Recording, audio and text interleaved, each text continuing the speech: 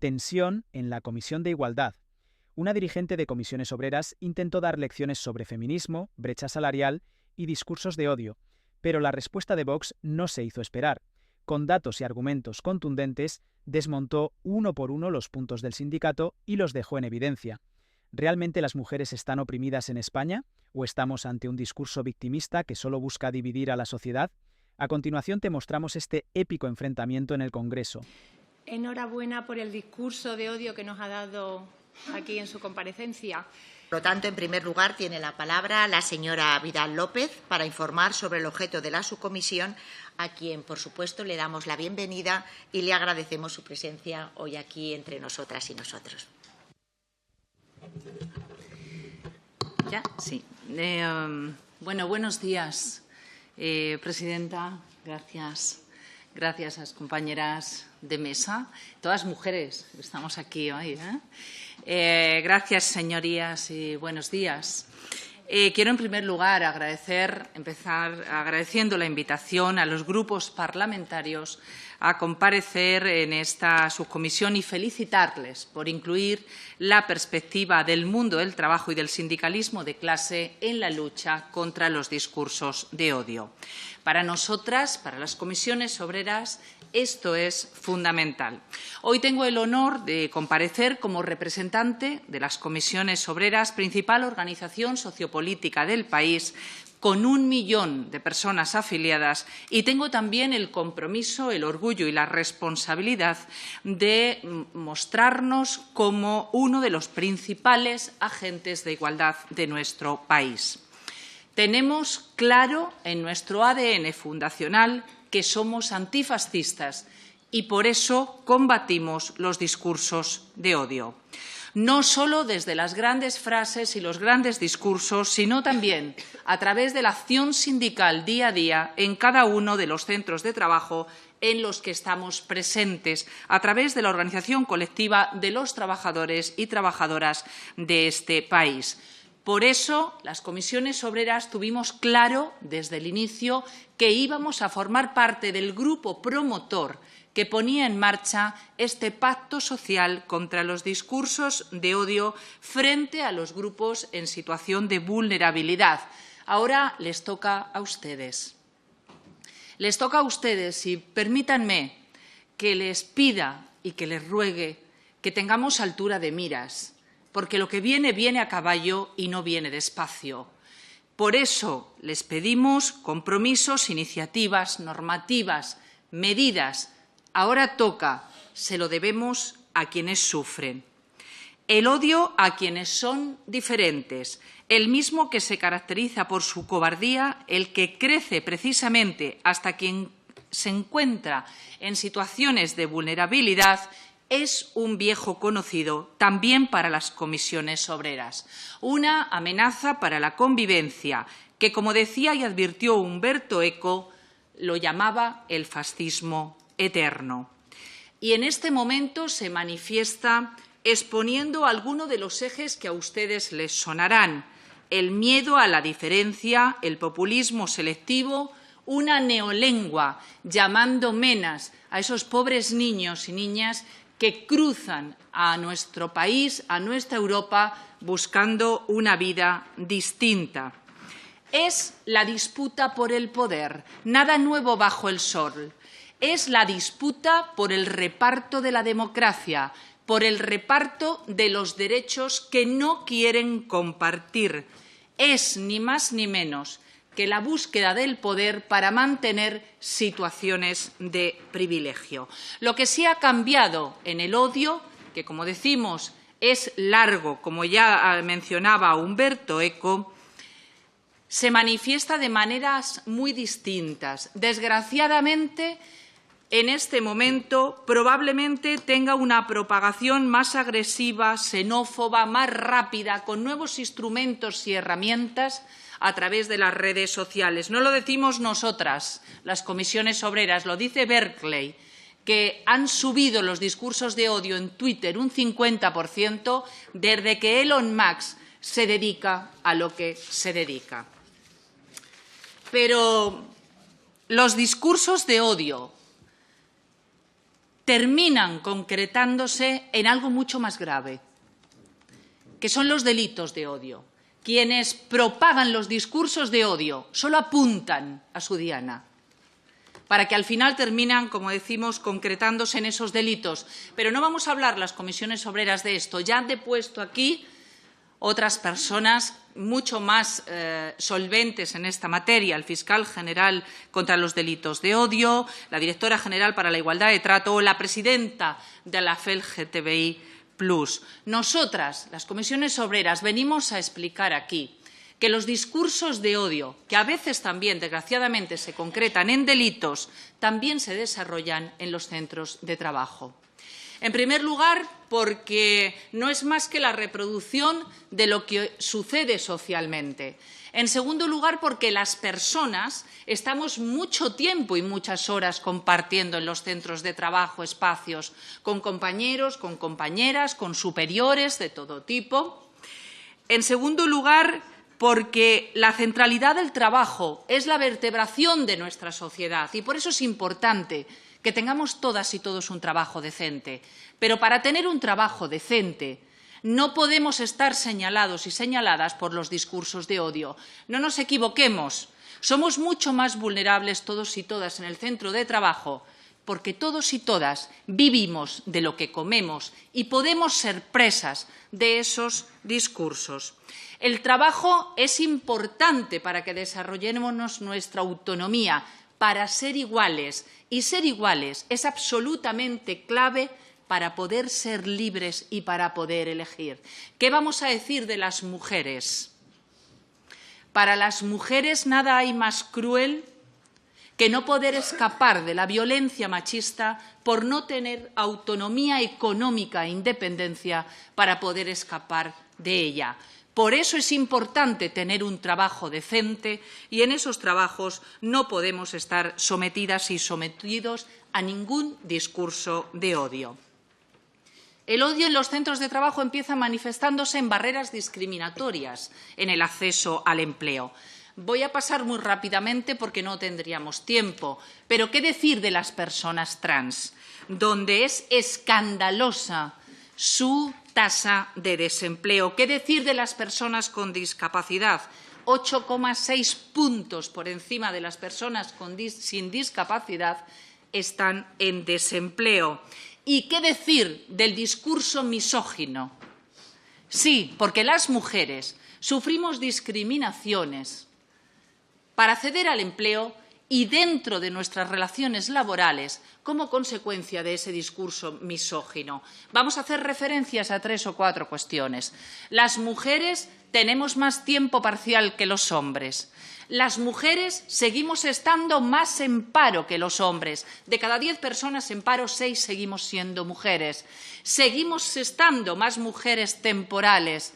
Pero es que, además, somos más las mujeres que tenemos salarios precarios. Miren, hace pocos días exponíamos y sacábamos a la luz ese informe que la Secretaría de Mujeres, junto con el Gabinete Económico de las Comisiones Obreras, elaboramos anualmente, donde ya manifestamos que el 19,6% es la brecha salarial entre hombres y mujeres y que son los cuidados los que han hecho que la brecha este último año no haya descendido. Pero quiero hacer una mención especial a quienes sufren una discriminación por 2 vías.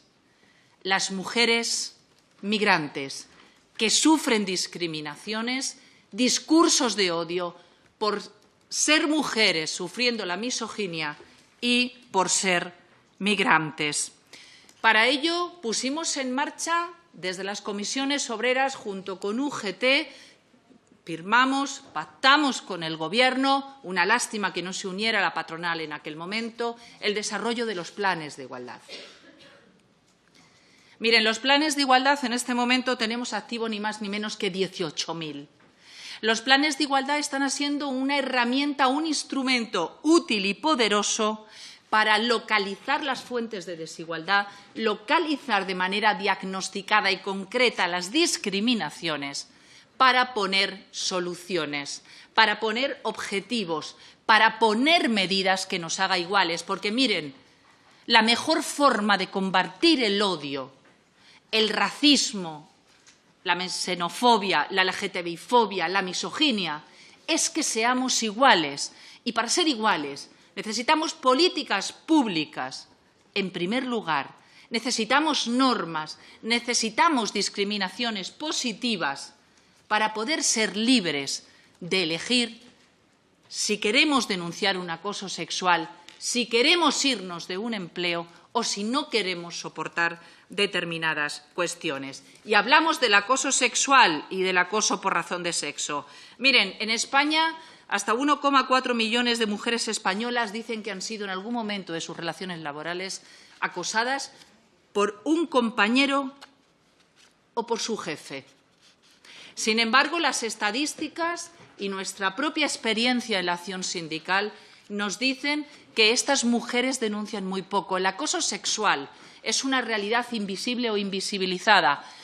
Les invito a que se vean las actas de la Inspección de Trabajo, las denuncias, para que vean la infradenuncia laboral. Pero si vayan ustedes a los datos penales, verán a los datos de los juzgados, verán efectivamente que lo que dicen las mujeres no tiene nada que ver con las actuaciones de las mismas, porque tenemos miedo a sentirnos señaladas, porque tenemos miedo a ser invisibilizadas o a que tengamos que huir de nuestros puestos de trabajo.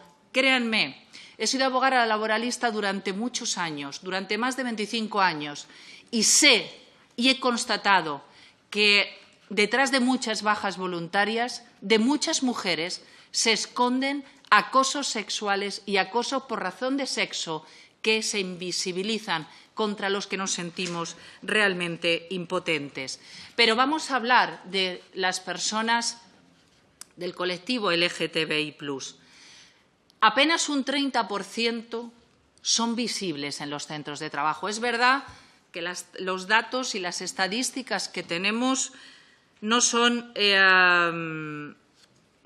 muy habituales, pero sí que hay encuestas de la Federación Española que nos dicen, y cualquiera de nosotros y nosotras podemos verlo y podemos conocer amigos, amigas, a compañeros y a compañeras que se vuelven a armarizar cuando acuden a los centros de trabajo, que esconden quiénes son sus familias, que esconden quiénes son sus parejas, que esconden quiénes son sus hijos y sus hijas, que no hablan de su vida en la sociedad del mundo del trabajo, que se esconden. Y cuando alguien se esconde y esconde su vida personal, es porque tiene miedo, con lo cual es difícil que alguien pueda argumentar que no existe el odio.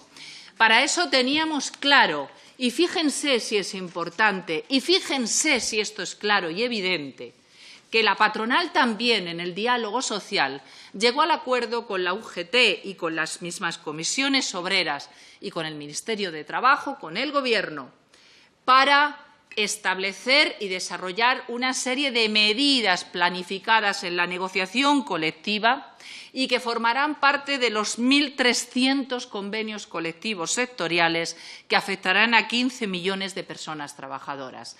Medidas que solo tienen un objetivo: luchar contra la LGTBI-fobia. Tengan en cuenta que la tasa de cobertura de los convenios colectivos es de más del 90%.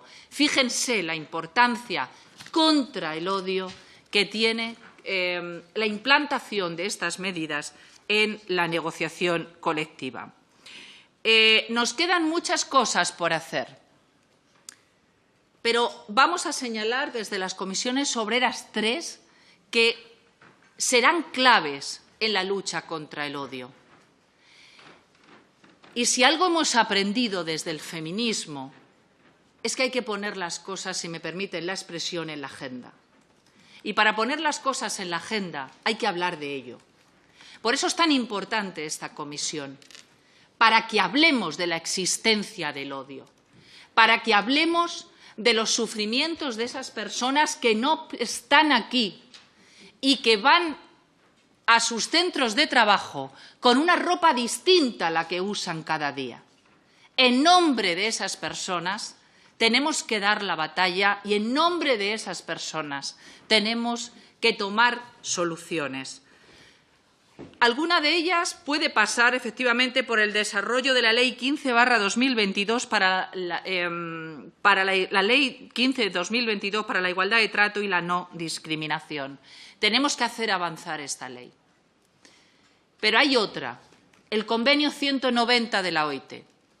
El Convenio 190 ha sido absolutamente clave, una norma internacional que ha ampliado los márgenes del acoso en el mundo del trabajo, del sufrimiento de la violencia en el mundo de trabajo. Y pasa por ampliar la definición de quién es persona acosadora, de dónde se sucede el acoso o de qué es acoso. Es verdad que España, que ya suscribió este convenio, ha implementado algunas normas, algunas referenciadas en la ley del solo sí es sí, por ejemplo, y en otras muchas. Pero nos queda hacerla aterrizar y tal vez, deberíamos plantearnos, ¿por qué no?, una ley que en España desarrolle el Convenio 190, para que tengamos claro dónde y a qué artículo acudir cuando queramos buscar una definición de qué es acoso laboral y no acudir solo y exclusivamente al desarrollo jurisprudencial que la lucha en los juzgados con el paso de los años nos ha ido otorgando. Nos queda más medios y más herramientas para la Inspección de Trabajo, para que la Inspección de Trabajo efectivamente sea garante de los derechos fundamentales que no se quedan en las puertas de los centros de trabajo. Y nos queda, atendiendo a las transiciones, atendiendo a lo que los algoritmos nos traen, el control humano de los mismos. Es verdad que fue un avance la Ley Rider. Es verdad que a través de la Ley Rider podemos conocer el contenido de esos algoritmos que nadie nos asegura que no sean sectarios, que nadie nos asegura que no puedan estar algún día cargados de odio, que nadie nos asegura que no integren fobias, que nadie nos asegura que la persona que programa el Big Data del futuro no sea una persona misógina. Por eso, no nos basta con la Ley Rider, tenemos que controlar para el mundo del trabajo los algoritmos en todas las plataformas a través de las que en este momento se puede organizar el mundo del trabajo. El desarrollo tecnológico y civilizatorio debe estar al servicio de las personas, de las sociedades y no al contrario. Es necesario entender y hacer pedagogía con la sociedad. Y aunque suene muy clasicón, permítanme enunciar a Gramsci, que decía efectivamente que cuando un mundo muere y nace otro nuevo, cuando ese nuevo tarda mucho en llegar, por el camino nacen monstruos. Esos monstruos están acosando y haciendo sufrir a mujeres, a migrantes, a personas con discapacidad, a personas del colectivo LGTBI, a personas de etnia gitana, a personas diferentes, distintas, a personas diversas. Solamente voy a terminar diciendo que las comisiones obreras hemos estado siempre en las luchas por las libertades y vamos a seguir estándolo. Y simplemente anunciar desde aquí, desde el Congreso de los Diputados, que esta organización, que tiene 1 millón de personas afiliadas, la organización social, le pese a quien le pese, más grande de este país, es una organización sindical, con más de 100.000 delegados y delegadas, con 224 puntos de atención, decir que nuestro activo sindical está al servicio de quienes sufren y al servicio de la lucha contra el odio. Solo quería decirles y terminar diciéndoles, señorías, que estaremos, las comisiones obreras, a disposición siempre de este Congreso, a disposición de los grupos parlamentarios que quieran luchar por las libertades. La democracia la trajo el pueblo y la gente en la calle. y la democracia y las libertades son también de quienes sufren. Muchas gracias. Por el Grupo Parlamentario Vox tiene la palabra la señora Romero Vilches. Gracias, señora presidenta. Señora Vidal, secretaria confederal de Mujeres, Igualdad y Condiciones de Trabajo de Comisiones Obreras. Enhorabuena por el discurso de odio que nos ha dado aquí en su comparecencia. La verdad que no está mal para empezar precisamente aquí en una comisión sobre el mal llamado discurso de odio. Mire, señora Vidal, en Vox nos tomamos muy en serio lo que dice el artículo 14 de la Constitución. Los españoles son iguales ante la ley. Y este artículo lo hacemos compatible con lo que leemos en el artículo 9.2, que habla de remover los obstáculos que impidan o dificulten la igualdad. En este sentido, querría preguntarle si ustedes, en comisiones obreras, consideran en serio que hoy en día el hecho de ser mujer constituye un obstáculo, una traba o un inconveniente a la hora de desarrollar plenamente la vida laboral o personal de una mujer. Porque nos da la impresión de que ustedes lo que pretenden es salvar a las mujeres de las profesiones que nosotras mismas hemos elegido, como si fuéramos menores de edad o personas desvalidas que no sabemos optar por lo que más nos interesa. Porque suponemos que tendrá claro que en España la gente elige profesión de forma autónoma y que no hay una autoridad central o un patriarcado en la sombra que condene a nadie por trabajar en sectores en los que no quiere. Pero como tengo claro que explicar estas evidencias en este auditorio es predicar en el desierto, querría hacerle algunas preguntas a ver si usted misma reflexiona y comprueba hasta qué punto es absurdo poner pegas a las decisiones espontáneas que la gente toma en su vida privada. Cuando ustedes comparan las estadísticas del nivel salarial de hombres y mujeres en su obsesión por conseguir la paridad, ¿consideran que el salario bruto es el único elemento que hay que valorar a la hora de elegir trabajo? Para determinar si un trabajo interesa o no interesa a una persona concreta, ¿no ven ustedes lógicos que esa persona tenga en cuenta también otras circunstancias como el horario, la disponibilidad para trabajar, para viajar, el estrés o la fatiga física? Si un hombre o una mujer elige una profesión que supone más trato humano o tiene más vacaciones, ¿necesariamente está cometiendo una decisión errónea? ¿Quiénes son ustedes para estar todo el día cuestionando lo que elegimos las mujeres o los varones, como si fuéramos colectivos homogéneos? ¿No comprende que las circunstancias de cada persona son totalmente distintas y que no hay dos personas que sean exactamente iguales en el mundo? Las estadísticas nos dicen que la mujer es hoy ampliamente dominante en profesiones como el cuidado de la salud, incluyendo dentro de él la profesión médica, la educación desde los niveles infantiles hasta los superiores, en el funcionariado e incluso en el mundo de la Administración de Justicia, donde tenemos juezas, letradas, abogadas, procuradoras, todas mujeres. ¿Piensa usted que las mujeres se equivocan así en masa cuando eligen esas profesiones? ¿Se plantean ustedes que en estas estadísticas hay implícita una desigualdad contra los varones que les legitimaría igualmente actuar? Según las estadísticas que ustedes conocerán perfectamente, los varones son predominantes en profesiones como policía, bombero, minero, empresarios, camioneros, pilotos. ¿Considera usted que estas profesiones son mejores que otras? Y, por tanto, deberían ser elegidas por más mujeres, aunque todavía ellas no se hayan dado cuenta de eso. ¿Usted misma o las afiliadas a su sindicato se deberían sentir incompletas o frustradas por haber elegido una profesión en la que abundan mayoritariamente varones? Francamente, señora Vidal, en Vox creemos que el sindicato al que usted representa, Comisiones Obreras, es uno de los responsables del paro estructural que existe en España desde hace más de 50 años, así como del deterioro de los derechos sociales que estamos padeciendo. También son responsables de las escasas perspectivas de emancipación que tienen hoy los jóvenes españoles. En un país libre hay que respetar todos los puntos de vista, pero permítame que haga uso de mi libertad de expresión y le diga que un sindicato financiado que vive a cuerpo de rey a costa de los impuestos de los españoles no es un verdadero sindicato, sino una organización parasitaria que tiene la corrupción en su propio ADN. Por tanto, no tienen ustedes ninguna autoridad moral para seguir dando la matraca con eso que llaman brecha salarial o techo de cristal. Todos esos conceptos victimistas y engañosos lo único que pretenden es discriminar a los españoles y poner más trabas y obstáculos para el verdadero progreso de la sociedad española.